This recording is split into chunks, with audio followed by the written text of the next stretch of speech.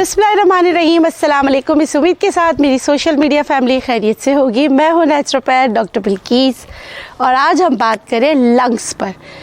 सर्दियों में जहाँ बहुत सारे गर्म कपड़े आ जाते हैं, जहाँ पर आप अपने आप को बहुत ज़्यादा प्रोटेक्ट करते हैं और अपने आप को ढक के रखते हैं। वैसे मैंने आपको अक्सर बताया कि कान ढक के रखें। आपके ना जो सर्दियों का जो प्रोटोकॉल है वो पूरा होना चाहिए, लेकिन इसके साथ साथ कुछ इस तरह की ग़िज़ाएँ होनी चाहिए जो आपके लंग्स को क्लियर करें। मेरी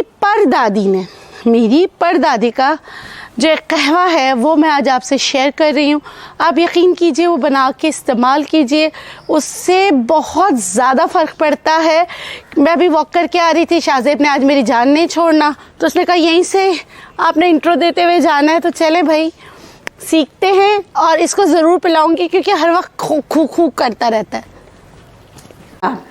अगर आप चाहते हैं कि आपके लंग्स क्लियर हों तो ये नुस्खा ज़रूर आजमाएं। आप कह सकते हैं कि ये हमारा ख़ानदानी नुस्खा है जिससे चेस्ट बिल्कुल क्लियर हो जाता है। मज़ेदार बात ये है, जब मुझे कोविड हुआ तो मुझे ये याद ही नहीं आया। मैं आप लोग से सच्ची वाला कहती हूँ। फिर जब मैं इंडिजिनस ये सब करती रही तो एकदम मेरे जहन में आया कि ये हम बचपन में यूज़ कर चुके हैं। इसमें कुछ चीज़ें और ऐड करके आपके लिए लाई हूँ, बहुत ही ज़बरदस्त। आपने 1 लीटर पानी लेना है। 1 लीटर पानी के लिए आपने लेना है 4 से 5 अखरोट, ठीक है। मेरे गांव में इतनी सर्दी होती है, मेरे गांव के अखरोट है और इतने बेचारे मासूम से हैं। ये मैंने डाल दिया। सदाम चूल्हा जला दो। और ये देखें प्याज, इस प्याज को मैं नहीं बिल्कुल काट रही, ये बिल्कुल प्याज गया इसके अंदर। इधर मैं डाल रही हूँ लौंग। अगर नहीं हो तो आपके लंग्स का मसला कैसे क्लियर होगा।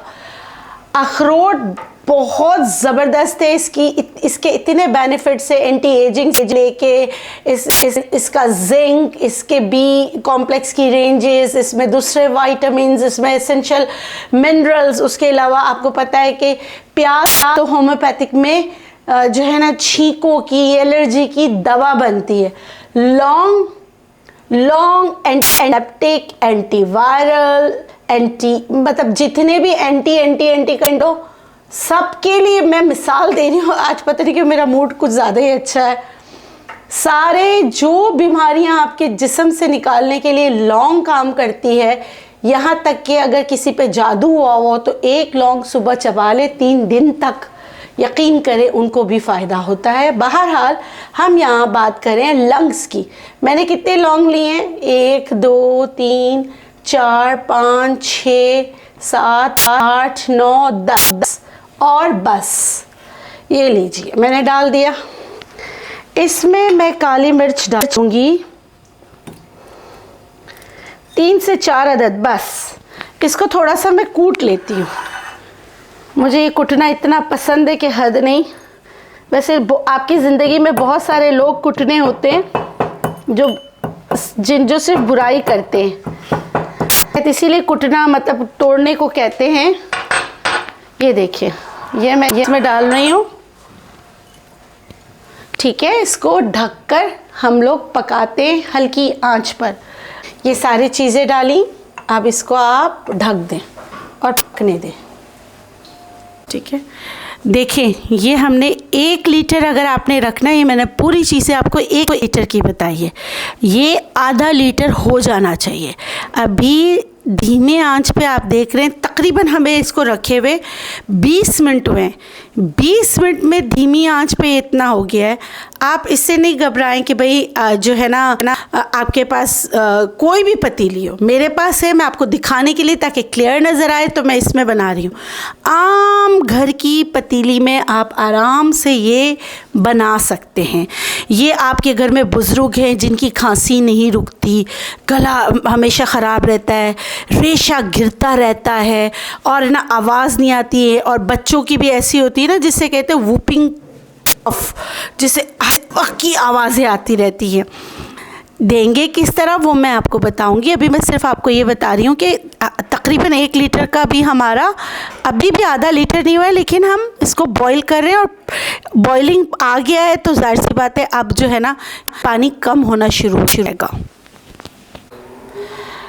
ये देखिए 1 लीटर रखा था, देखिए आधा हो गया, हमारी दवा तैयार हो गई। मैं इसमें निकाल रही हूँ अभी, मतलब कि वो हुआ नहीं है, मुझे अभी छानना नहीं है, इसको सब निकालूंगी, अखरोट भी। अब इसको क्या करना है, हमें हैमरिंग करनी है। ये देखें, इसको भी कुचलना है ऐसे, सारा इसका मज़ीद अर्क इसमें आ जाए।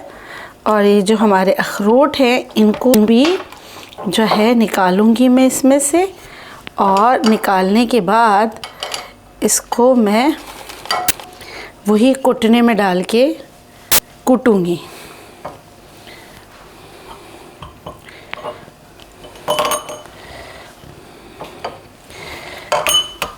ऐसे नरम हो जाते, फ़ौरन जो है ना कुट जाते, और इसके अंदर का वो भी सारा नरम हो जाता है एक एक करके करते।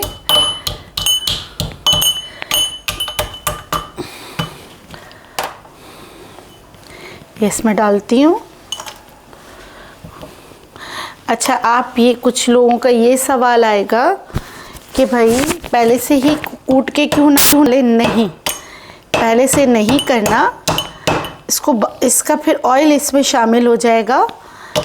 अखरोट में ऑयल भी होता है और हमें इसके जो शेल है इसकी तमाम खुसूसियात इसमें मिक्स करनी है, ठीक है।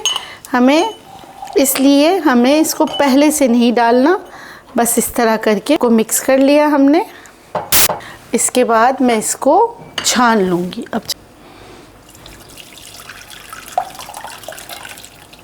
अब आप अखरोट जो है वो खाना चाहें खा लीजिए। इसकी सारी जितनी इन्फ्यूज़न हमें इस डिकॉशन में चाहिए, इस दवा में चाहिए, वो आ गई है। अब इसको पीने का तरीका मैं आपको बता देती हूँ। आपने लेना है 1 कप, उसमें डालना है थोड़ा सा गुड़। आजकल गुड़ अच्छे मैंने 1 टुकड़ा गुड़, मुझे इतना ही चाहिए। और इसको ये जो ना प्रिज़र्व करने के लिए तो मैं इसमें डाल रही हूँ, ठीक है। और मुझे थोड़ा सा चाहिए हुज़ैफ़ा मेरे घर आया हुआ है, मैंने कहा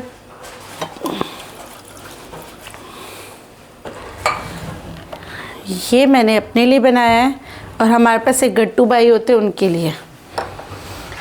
और जैसे ही मैंने ये बनाने रखा है वो बाज़ार चले गए हैं, अब वो अभी ख़त्म हो जाएगा। ये देखिए, ये आपकी दवा लंग्स क्लियर करने की, बुज़ुर्गों की, बड़ों की दवा तैयार हो गई। इसमें से मैंने ये 1 कप लिया है। ये 1 कप आप पीकर सो जाएं, आप यकीन करें, आप मुझे दुआओं में याद रखेंगे। आपने तरह तरह की ट्रीटमेंट्स कर के थक गए हैं, आपको लंग सिरोसिस यानी कि आपके लंग्स सुकड़ रहे हैं, बलगम बहुत बनता है, एक पूरी बात आप कर नहीं सकते, सांस फूस जाता है, बलगम बहुत है, आपका लंग्स कभी भी क्लियर नहीं होता है। डीप ब्रीथ एक्सरसाइजेस कीजिए। उसके अलावा अपनी अद्वियात आप लेते हैं, मगर उसके साथ ये भी ज़रूर पीजिए।